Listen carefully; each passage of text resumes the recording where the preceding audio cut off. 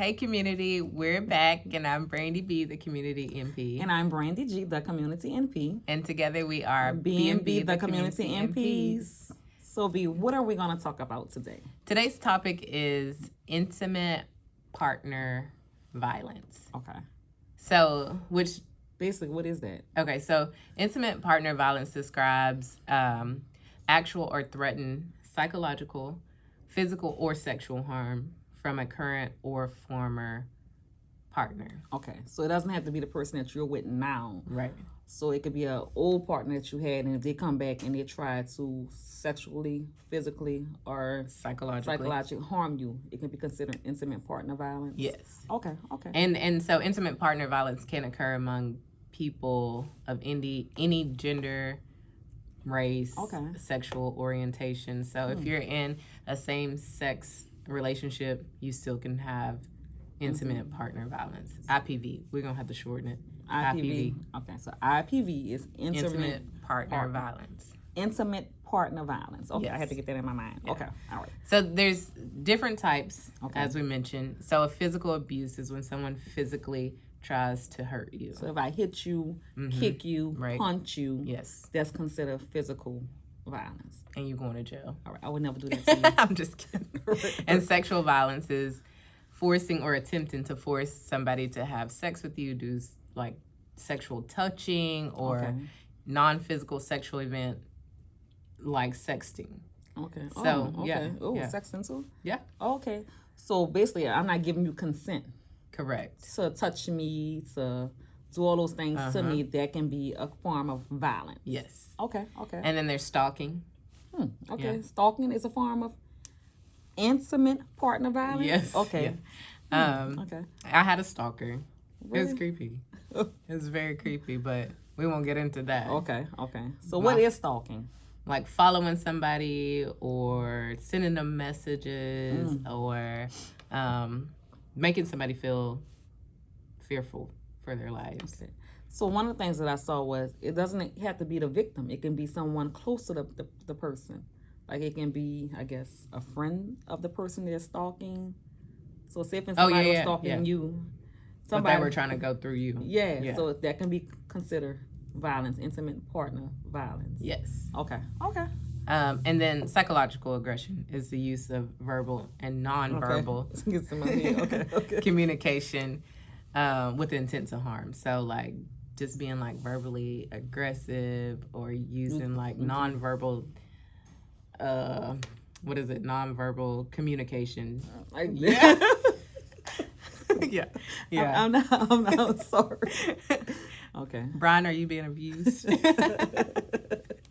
But some facts. Okay, so 1 in 4 women and nearly 1 in 10 men have experienced some type of contact sexual violence, physical violence, and are stalking by an intimate partner. Yes. Over 43 million women and over 38 million men have experienced psychological aggression by an intimate partner in their lifetime. That's a lot. That is. That's a lot. So, and a lot of times people think that, like, when you think about, like, domestic violence and intimate partner violence, it's always just the women. And also, I guess when you think about it, the first thing that comes to my mind is some type of physical violence. Yeah. So it does not have to be physical. Since you gave me all those definitions, I realize now a lot of people. A lot of things can be considered intimate partner violence. Yes, yeah.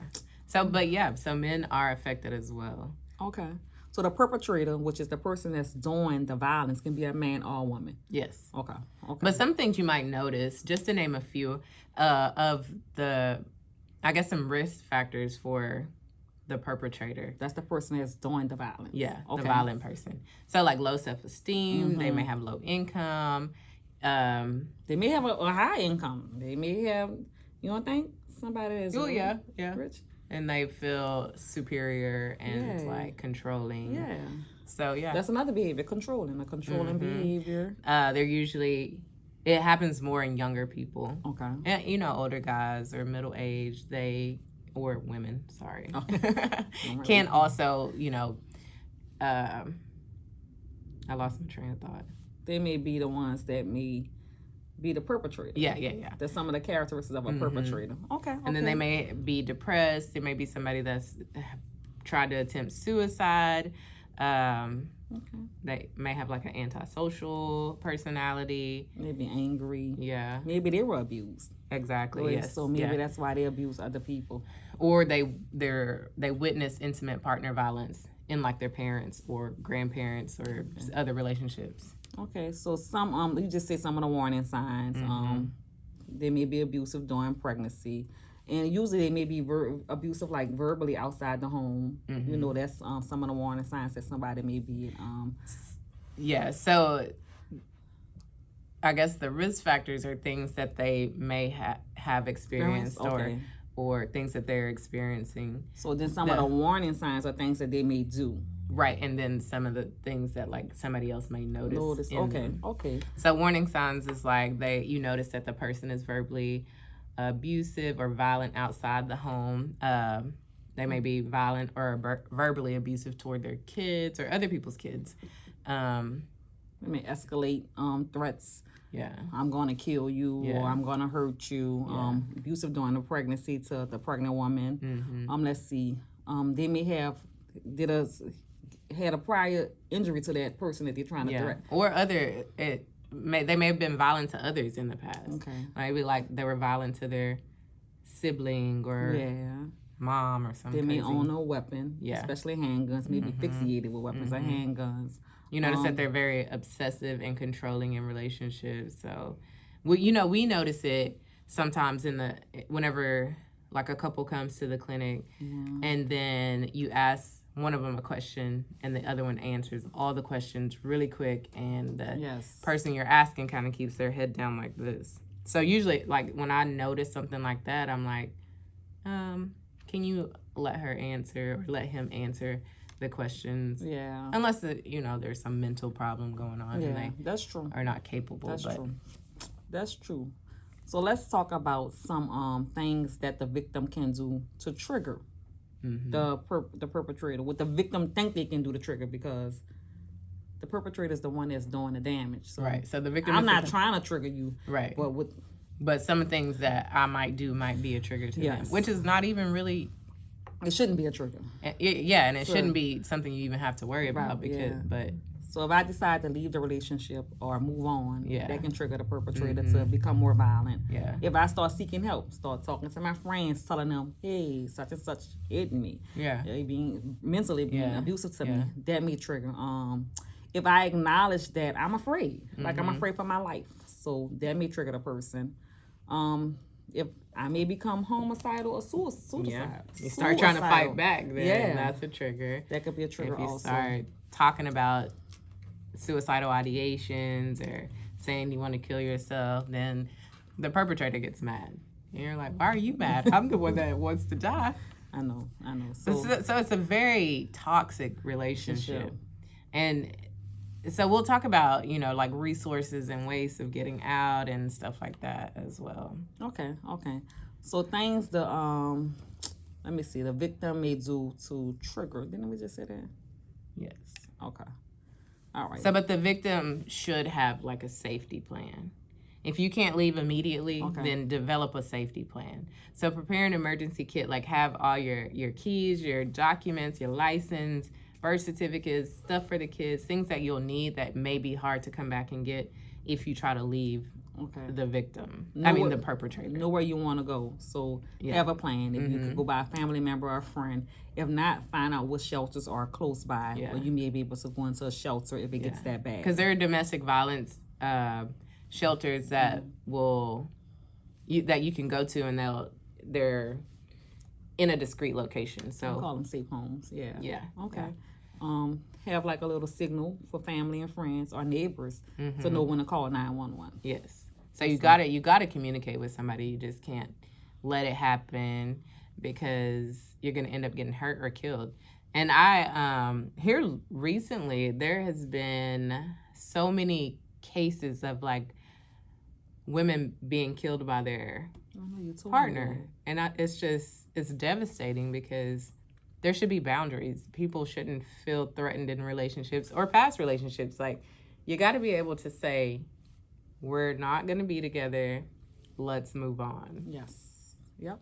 Yes. It's just sad. A few, like, a couple young girls from East Texas were killed this year by their partner, and I'm just or their ex-partners. It's just horrible. Yeah. It's horrible. You leave your kids, family, which is the case in any death, but that I feel like that's preventable. That's a preventable death. It is. Okay. All right. But yeah, also, so part of your safety plan is during times of conflict or escalation, try to avoid being in rooms where there's where there's weapons and stuff where the perpetrator could injure you. Yeah, that's true. So I wouldn't be in the kitchen. Right. Be like, all week. Let's argue for real. In the bathroom. Damn, I never thought about that. Like really trying to de-escalate somebody to be in a different part of the house, where it's not easy access to weapons. A weapon. Yeah. That's good advice. That's really good advice. Okay, so interventions for the perpetrator. Like, they could seek counseling. Yeah, they really need to seek counseling. They do. Some counseling. It could be individual therapy or group therapy. Walk away. Yeah. Walk away. Gotta have the strength to walk away. The mental strength to be able to just walk away. It looks like to me they shouldn't own weapons. Not at all. No, not if they can't control themselves. They shouldn't own weapons. And like with the counseling, seek some type of anger management or some type of anger management really.